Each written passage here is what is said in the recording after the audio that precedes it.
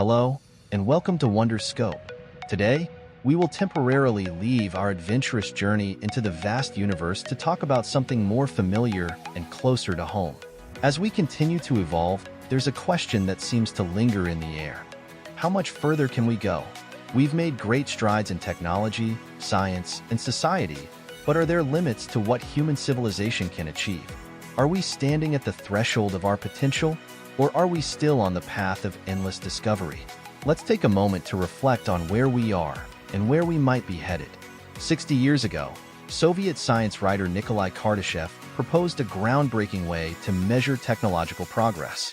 His idea was simple yet profound. Energy consumption reflects the advancement of a civilization. The more energy a civilization can harness, the more technologically advanced it becomes. Kardashev defined a Type 1 civilization, or planetary civilization, as one capable of harnessing all the energy available on its home planet. Think about it. We consume a lot of energy every day, but it's a drop in the ocean compared to what Earth receives for free. On average, each square meter of Earth receives about 342 watts of solar energy, scattered as sunlight. Across the entire planet, that's 44 quadrillion watts of energy. To put that into perspective, a large power plant generates about 1 billion watts, meaning it would take 44 million such plants to match the energy Earth gets from the sun. To become a Type 1 civilization, we need to harvest all this solar energy, perhaps by covering the planet's surface with solar panels.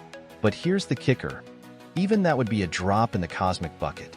The Earth only receives 0.0000005% of the sun's total energy output. The rest?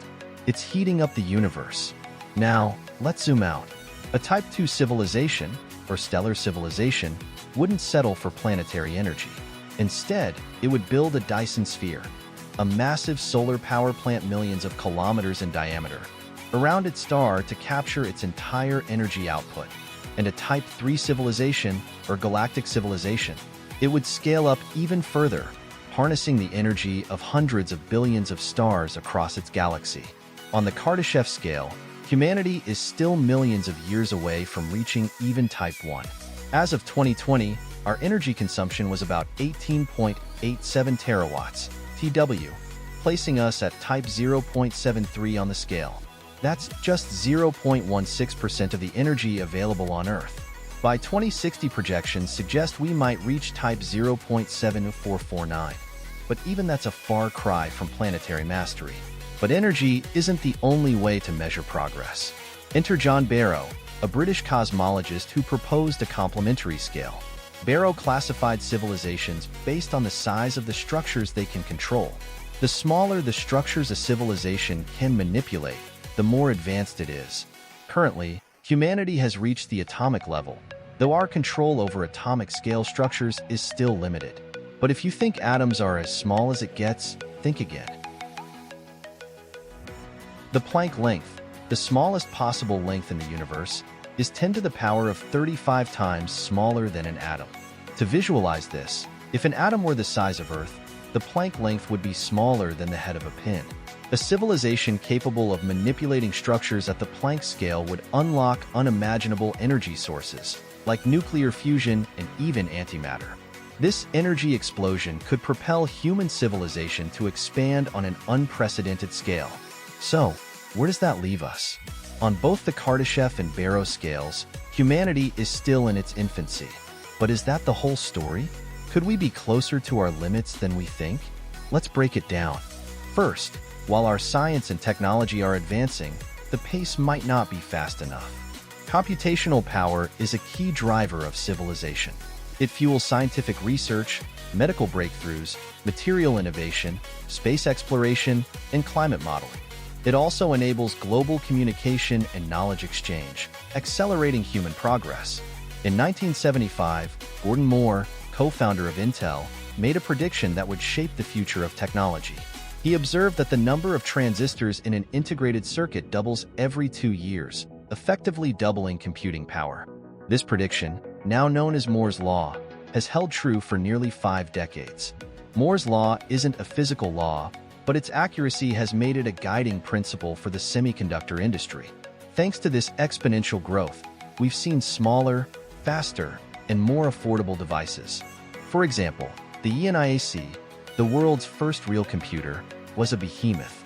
Built in the 1940s, it cost $6.6 million in today's money, weighed 27 tons, and consumed 150,000 watts of electricity, all to perform just 500 calculations per second. Fast forward to today, and the Apple A17 Pro chip in the iPhone 15 delivers 2.15 teraflops of power. That's 2.15 trillion calculations per second, while using just 14 watts of electricity. This staggering leap in efficiency and power is a testament to the impact of Moore's Law. But as the saying goes, all good things must come to an end. Moore himself predicted in 2010 that physical limits would eventually halt this exponential growth. And we're seeing signs of that today. Transistors, which were 20,000 nanometers in size in 1968, have shrunk to just 3 nanometers in 2022. At this scale, we're approaching the size of an atom, and you can't build a transistor out of half an atom. While it may take decades or even centuries for computing power to hit this physical limit, the slowdown in progress raises a critical question. Is this stagnation a sign that human civilization is approaching its maximum potential? Computing power isn't the only challenge we face. Many of the resources essential for human civilization, fossil fuels, metals, clean water, phosphorus, rare earth elements, helium, and topsoil, are finite. And we're consuming them at an alarming rate. From 1950 to 2000, humans consumed more natural resources than in all of human history before. While new deposits of oil and minerals are discovered regularly and mining technology continues to improve, the brutal truth is that everything is limited. At some point, these resources will run out, especially if we aim to grow exponentially and climb the Kardashev scale. So, what's the solution? Some argue that we should look beyond Earth. Mars and the Moon are rich in minerals, but interplanetary mining requires rocket technology far beyond what we have today. While the privatization of the aerospace sector has driven down costs and led to innovations like reusable rockets, the idea of mining Martian steel or vacationing on the Moon remains a distant dream. Do you think it's possible? Let us know in the comments below. As the old saying goes, one tree does not make a hill. What if humanity could set aside its differences and work together as a single species? Could we overcome the obstacles that prevent us from becoming a more advanced civilization? To thrive on the Kardashev or Barrow scales, any civilization must be capable of solving existential threats. These include nuclear and biological warfare, super epidemics, natural disasters, asteroid collisions, superintelligence risks, climate change disasters, supervolcanic eruptions, ecosystem collapse, resource depletion. Addressing these challenges requires global cooperation, innovative governance, and decentralized technologies. Systems theorist Nafiz Ahmed argues that humanity is at a planetary phase shift, where the transition to a post-materialist civilization, powered by renewable energy, AI, and cellular agriculture, could unlock unprecedented resource efficiency and sustainability. However, this transition is threatened by authoritarian politics, diminishing energy returns from fossil fuels, and social inequality. The next few decades will determine whether we collapse under the weight of these challenges or evolve into a sustainable, decentralized civilization. Humanity is not at a static max line. Instead, we're navigating a critical evolutionary threshold. The choices we make today, whether in technology, governance, or resource management, will shape our future for generations to come. As Nafiz Ahmed puts it, this moment requires rewiring governance to align with emerging technologies and planetary boundaries.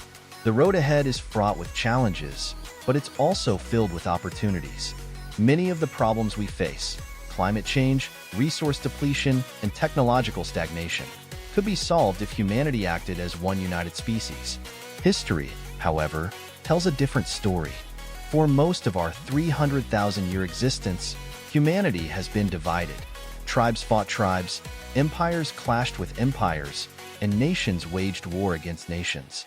Even in the last 5,000 years of civilization and 3 centuries of industrialization, competition has driven progress. Wars have spurred innovation, from the invention of the internet to advancements in medicine and aerospace. But here's the question. When faced with existential threats, like dwindling resources, environmental collapse, or the need for a civilizational leap, can humanity set aside its differences and cooperate on a species-wide level? This is uncharted territory. While competition has fueled progress, the challenges ahead demand unprecedented collaboration. Can we rise to the occasion? The answer lies with you. Let us know your thoughts in the comments below. Beyond technology and resources, there's another dimension to consider: human evolution itself.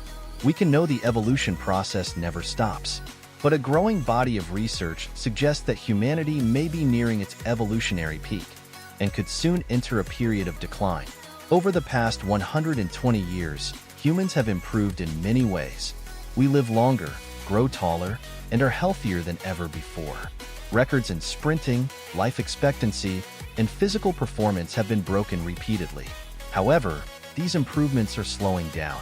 For example, regarding height, the growth trend in men's height has stalled in regions like Europe and Central Asia, while in areas such as the Middle East, North Africa, and Sub-Saharan Africa, men's height is even decreasing. Despite advances in nutrition and medicine, the age of the oldest living humans hasn't significantly increased.